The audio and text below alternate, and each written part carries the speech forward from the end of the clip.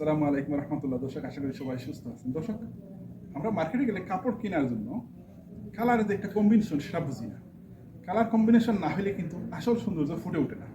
যেরকম আপনাদের সামনে একটা মনিকা ডেমো আছে, দেখেন এই ব্রাউন প্যান্টের সাথে কিন্তু এই যে একটা টি শার্ট, কত সুন্দর একটা কালার ফুটে উঠেছে। তো আমরা কি করি, মার্কেটে গিয়ে লাল প্যান্টের সাথে কালো গেঞ্জি নিই, বা কালো গেঞ্জির সাথে ইউলো প্যান্ট নেই। এতে কি হয়, প্যান্টের যে বা সেটের যে আসল সৌন্দর্য সেটা কিন্তু ফুটে ওঠে না।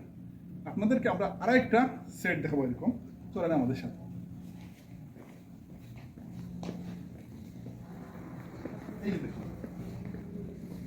এই যে দেখুন, এই এই গেঞ্জির সাথে এই প্যান্টের যে একটা কম্বিনেশন, দেখেন কত সুন্দর একটা কালার ফুটে উঠেছে।